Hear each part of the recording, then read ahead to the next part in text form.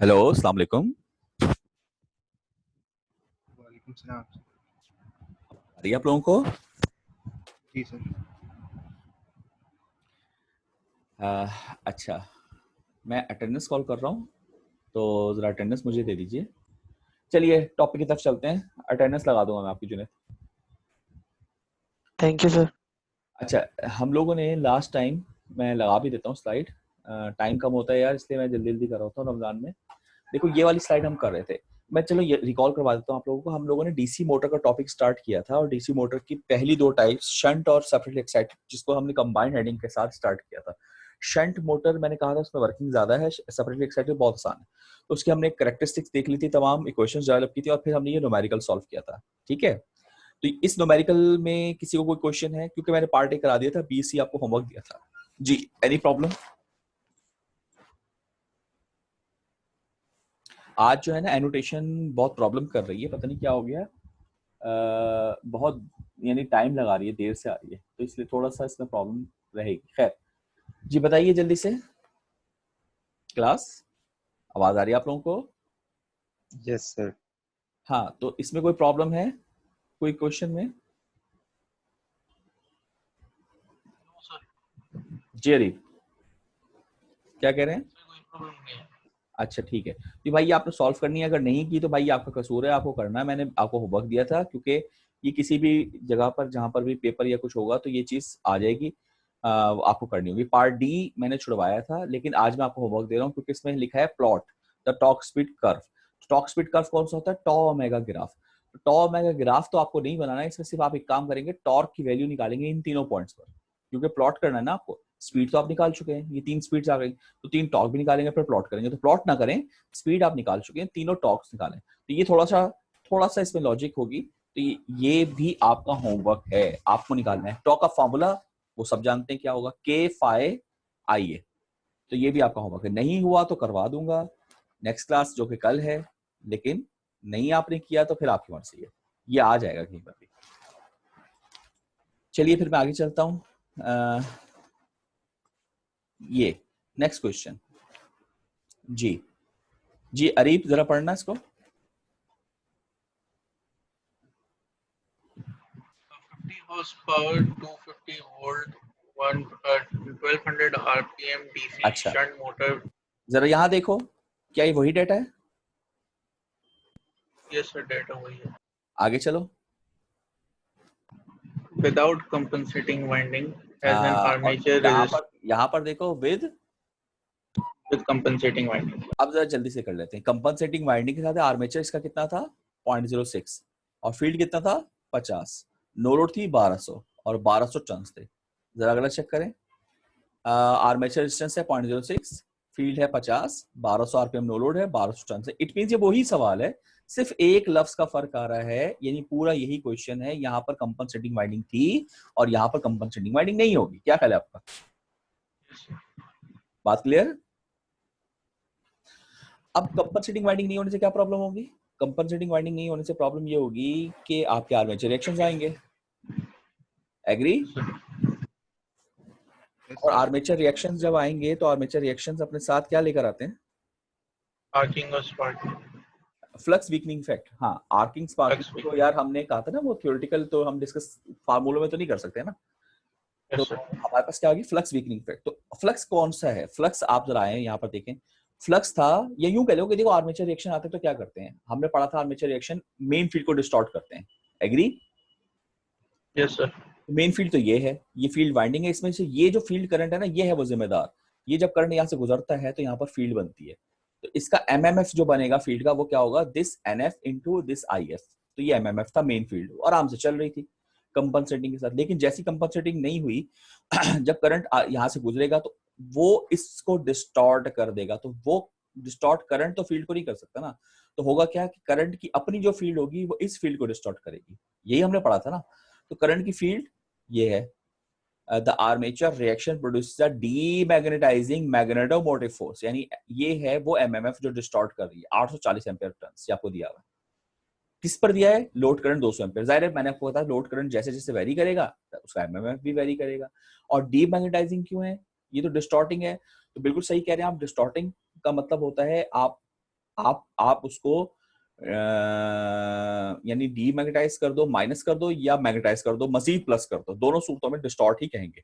मगर हमने पढ़ा था कि फ्लक्स वीकनिंग इफेक्ट ही नेट रिजल्ट होता है, क्योंकि हम ग्राफ के नी पे काम करते हैं, जहां पर इंक्रीमेंट इतना नहीं होता, डिक्रीमेंट ज्यादा होता है, तो नेट रिजल्ट गिर रहा होता है, इसलिए फ्लक्स वीकनिंग इफेक्ट कहलाता है। तो इसलिए यहाँ पर सिर्फ डीमैग्नेटाइजिंग आ रहा है, यानी नेट दिया हुआ है एमएमएफ।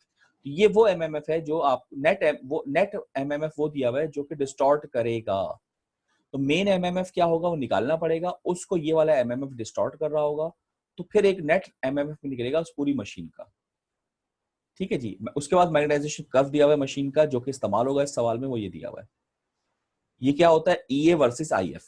ये हमने लास्ट क्लास में देख लिया था कि किसी भी मैग्नेटाइजेशन कर्व को हम ईए वर्सेस आईएफ लिख सकते हैं अगर कोई कांस्टेंट स्पीड हो तो, यानी किसी खास स्पीड पर। वो स्पीड ये दी हुई है। ये मैग्नेटाइजेशन कर्व किस स्पीड पे लिया गया है, 1200 आरपीएम पर। तो 1200 पूरा ग्राफ 1200 आरपीएम पर है, तो 1200 आरपीएम अगर हो तो ग्राफ कुछ ऐसा बनेगा। ठीक है जी। और यहां तक सबको क्लियर है बात? इसमें कोई सवाल? अभी तो मैंने सिर्फ क्वेश्चन समझाया, तो क्वेश्चन समझने में कोई सवाल जल्दी से बताएं।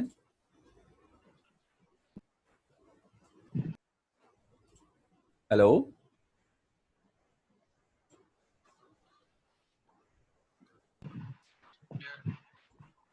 आवाज आ रही है आप लोगों को? Yes, sir. अच्छा, मैं ही कह रहा हूं कि कोई सवाल, कोई प्रॉब्लम? हसान, तूबा, जी सर। एहसन, हाँ मैंने कहा बताओ कोई सवाल, ये नहीं क्लियर सर। है? शहूद?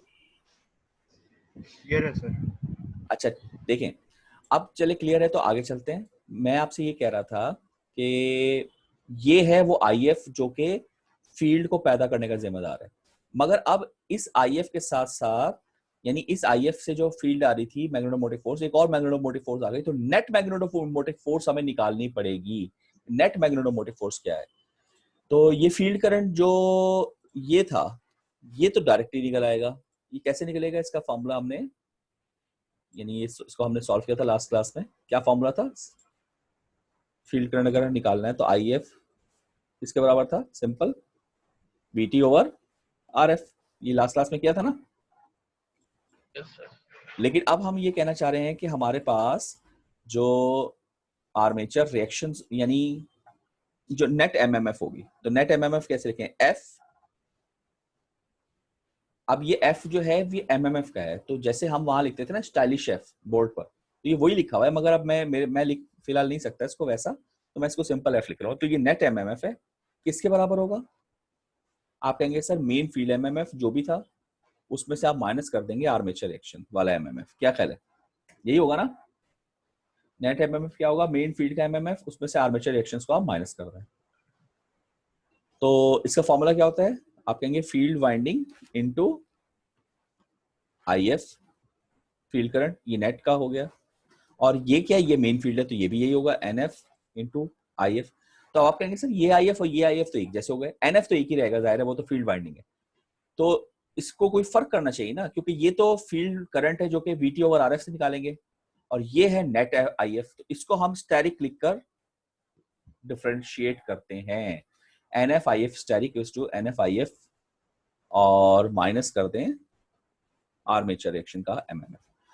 तो यहां से हमारे पास नेट रिजल्ट आ रहा है आईएफ का, उसको हम कहते हैं net I field current if asterisk. एक मिनट,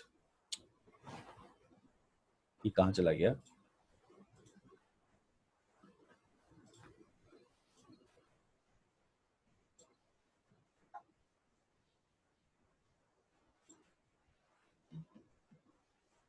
यहां लिख लेते हैं, नेट आईएफ स्टैरिक किसके बराबर होगा, इक्वल टू, कैसे निकलेगा आईएफ स्टैरिक? एनएफ को क्रॉस मल्टीप्लाई कर दें तो उधर जाएगा, तो पहला कैंसिल आउट हो जाएगा और दूसरे के डिनोमिनेटर में आ जाएगा। ये चीज, ये आ गई मेरे पास इक्वेशन। जब भी कंपनसेटिंग वाइंडिंग नहीं होंगी, हमें ये आईएफ स्टैरिक यानी नेट फील्ड करंट निकालना पड़ेगा, और इस फील्ड करंट को हम यूटिलाइज करेंगे वो ग्राफ में जो अभी आपने देखा था। अब हम देख लेते हैं न्यूमेरिकल सॉल्व करके, तो आइए स्टार्ट करते हैं इस न्यूमेरिकल को। पहले पार्ट में कह रहा है कि लाइन करंट कितना है, यानी जो इनपुट करंट आ रहा है वो आपको दिया हुआ है, लिख लेता हूँ। लाइन करंट आपको 200 एम्पियर बताया, ये इतना आ रहा है, 200 एम्पियर आ रहा है। तो फील्ड करंट कितना होगा, ये अब फील्ड करंट विदाउट आर्मेचर वाली बात करो, यानी फील्ड करंट जो नॉर्मल फील्ड करंट था वो कितना होगा। आप कहेंगे सर टर्मिनल पोटेंशियल 250 वोल्ट है और फील्ड रेजिस्टेंस 50 है, तो ये वही पुराना जो हमने कल क्लास में, लास्ट क्लास में किया था। कितना आएगा बताएं, फील्ड करंट कितना आएगा। 5 बिल्कुल ठीक, 5 एम्पियर।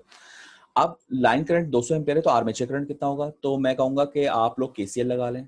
तो लाइन करंट 200 आ रहा है, 5 नीचे जा रहा है, तो आगे कितना जाएगा, जाहिर है 195 एम्पियर, ऐसे होगा ना। सर ये कैसे आया है, केसीएल लगाकर, जो हमारी फिगर थी कि 200 एम्पियर आया, 5 नीचे गया, तो आगे कितना गया 195 एम्पियर। तो इसी पर हम क्या निकालेंगे, वीटी ईए निकाल लेते हैं इस आईए पर कि भाई ईए कितना होगा। तो इस ईए का फॉर्मूला क्या होगा, केवीएल वीटी माइनस आईए इंटू आर है जी। इसको हम EA1 कह देते हैं या EA2 कह देते हैं इसको। क्यों, क्योंकि इसी की स्पीड निकालनी है आपको, इसलिए मैं इसको EA2 कह रहा हूं। तो बताएं जरा EA2 कितना आ रहा है, यानी ये कब है, जब 200 एम्पियर करंट हो इनपुट पार्ट ए, तो EA2 ये आ रहा होगा, internal generated voltage. Find out करें जल्दी से, बताएं कितना आ रहा है। 133 वोल्ट, कितना, 133 वोल्ट, 233 नहीं यार, ये तो नहीं आ रहा। 133। 133 पागल हो गए हो, ये आ रहा है। 238.3। हाँ बिल्कुल सही, ये आ रहा है। ये है इंटरनल जनरेटेड वोल्टेज, और इस पर आपको स्पीड फाइंड आउट करनी है, ये आपका क्वेश्चन है।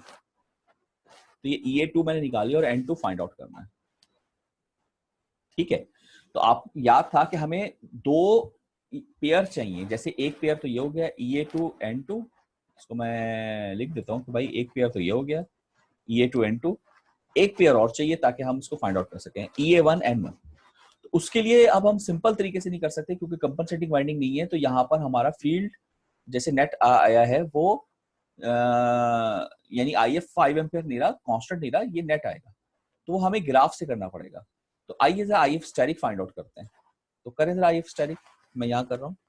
IF स्टैटिक किसके बराबर होगा, IF 5 एम्पियर है माइनस आर्मेचर रिएक्शन है 840 दिए हुए हैं, डिवाइडेड बाय NF कितना दिया है, NF पता है, 1200। Very good. तो बताओ जरा IF स्टैटिक।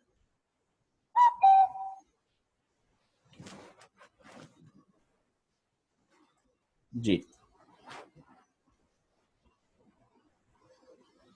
0.7 माइनस 0.7। मैं पागल हो गए हो यार, IF स्टैटिक कैसे आ सकता है? 4.3 आ रहा है। 4.3 आएगा। अरे क्या हो गया, गलत आंसर बताया जा रहा है आज। 4.3 एम्पियर, यहां तक क्लियर भाई सबको।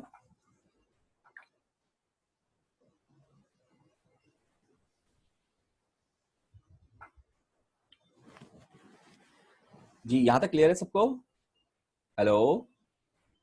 Yes sir. अच्छा अब आपको ये करना है कि इस फील्ड करंट से मुझे इसका इंटरनल जनरेटेड वोल्टेज निकालना है। जैसे यहाँ पे 5 एम्पियर से हमने सॉल्व करके निकाला था, लेकिन यहाँ पर हम सॉल्व नहीं करेंगे, वजह उसकी है कि ग्राफ में जो नॉन लीनियर रीजन है उसकी इक्वेशंस हमने ट्राई फिलहाल नहीं की, तो इसके लिए हम ग्राफ इस्तेमाल कर लेते हैं। तो ये देखें ग्राफ, हम कहेंगे भाई ये बड़ा आसान है ग्राफ।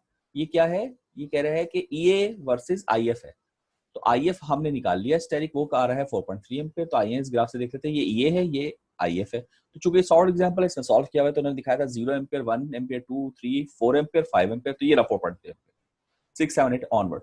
तो यहां से उन्होंने लाइन लगाई स्ट्रेट ग्राफ पर, और यहाँ पर स्ट्रेट लाइन लगाई, तो ये उन्होंने वैल्यू बताई कि आपकी कितनी वैल्यू आ रही है, 233 वोल्ट, ये EA है आपका, ठीक है। तो अब अगर पेपर में आपके पास ये क्वेश्चन आता है तो जाहिर ये लाइन नहीं होगी, तो अब आपको खुद देखना पड़ेगा कि ये कहाँ लगाना है। तो ये अप्रोक्सीमेट होगा, लेकिन अप्रोक्सीमेट के लिए थोड़ी अकल लगानी है कि देखो भाई ये 4 है, ये 5 है, तो 4.5 कहाँ होगा, कहीं यहाँ नहीं होगा, बताएं, बोलो भाई। जी सर। कहीं यहाँ होगा ना, ये जगह, ये सही कह रहा हूँ। तो 4.3 जाहिर है इस रीजन में तो 4.3 नहीं होगा ना, अगर कोई बच्चे यहाँ पर लेकर अप्रोक्सीमेट ले रहा होता है तो जाहिर उसका रिजल्ट, उसका मैं काम गलत कर दूंगा। तो यहाँ से वो ले तो जाहिर ये थोड़ा सा आसपास कहीं आ जाएगा, अप्रोक्सीमेट है ये, आसपास आ जाएगी, इसी तरह वो स्ट्रेट लाइन लगा देगा, वो कहीं यहाँ आ जाएगी। अब अगर वो यहाँ आई तो यहाँ तो 233 तो नहीं लिखा हुआ होगा, तो आप कैसे मालूम करेंगे? तो मैं ये देखूंगा कि यार ये पॉइंट है, तो ये है 200, ये है 250, तो इसका बीच कहाँ होगा? तकरीबन यहाँ होगा। Yes, तो sir. बीच क्या होगा 200 250 का? 225। Yes, sir. 200, तो ये पॉइंट ऊपर आ रहा है, तो अब अगर कोई बच्चा 220 आंसर लिख देगा तो ज्यादा गलत है। तो 225 से थोड़ा सा ऊपर, तो इसका आंसर आएगा या तो 230 या 235। तो आप अप्रोक्सीमेट राउंड फिगर 233, मतलब कोई 233 231 कोई भी लिख दे, 230 से 235 तक जो भी लिखेंगे सही होगा, ठीक है ना? तो मैं अगर सॉल्व कर रहा हूँ तो मैं इसको 230 या 235 लेता ताकि राउंड ऑफ में काम हो जाए। तो ये आपकी मर्जी है। तो ये मैं तरीका बता रहा हूँ कि भाई अप्रोक्सीमेट कैसे लेते हैं। खैर अभी तो आपको मिल गई फिगर, तो आपकी वैल्यू आ गई, कितनी आ गई? कितनी आ गई? EA इसको 1 कर लेते हैं। EA 1 हमारे पास कितना आ गया? 233 वोल्ट्स। और N1 कितनी है? ये ग्राफ अभी मैंने आपको बताया था एक ही स्पीड पे बना है पूरा, और वो नीचे लिखी थी, कितनी थी? 1200 आरपीएम। ये आपके पास पेयर 2 आ गया, यानी पेयर 1 और पेयर 2।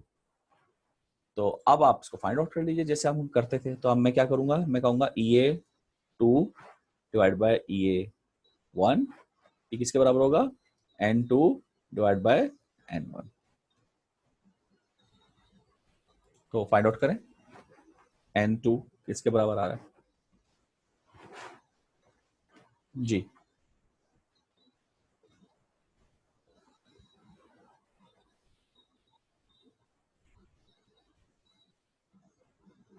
Sir, 1227.3 RPM. बिल्कुल ठीक, ये आपका रिजल्ट आ गया। इसको नोट कर लीजिए, ये क्वेश्चन सॉल्व हो गया। और दैट्स इट, पार्ट ए हो गया। पार्ट बी में वो कह रहा है मोटर बिल्कुल आइडेंटिकल है। वो सिंपल ये कह रहा है कि पार्ट बी में जो मोटर, उस मोटर में आपने आइडेंटिकल मोटर जो एग्जांपल 9.1 थी उसमें जो स्पीड निकाली थी उसको इससे कंपेयर करें। तो भाई ये आपका होमवर्क है, क्योंकि पार्ट बी आप वहां करेंगे, फिर स्पीड देखेंगे, फिर यहाँ स्पीड देखेंगे, तो देखेंगे कि कंपनसेटिंग वाइंडिंग ना होने से स्पीड पे क्या फर्क पड़ रहा है, यानी आर्मेचर रिएक्शन स्पीड पे क्या फर्क डाल रहा है, वो रिजल्ट आप यहाँ लिखेंगे। और आखिर में कह रहा है टॉर्क निकाल लो इसका, तो वो ये वैसे ही सवाल है। तो वो आप वहाँ ये ना भी करें तो कोई मसला नहीं, क्योंकि वहां पर आप टॉर्क निकाल रहे हैं 3 जगह, पूरे ABC का टॉप निकाल रहा है।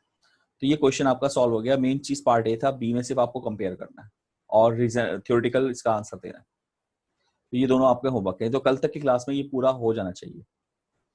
इसमें कोई सवाल है तो पूछ लीजिए जी। No, sir. यहाँ तक क्लियर है बात सबको? जी सर। चलिए मैं मीटिंग एंड कर रहा हूँ और दोबारा स्टार्ट कर रहा हूँ, टाइम खत्म हो रहा है, जल्दी से आ जाए।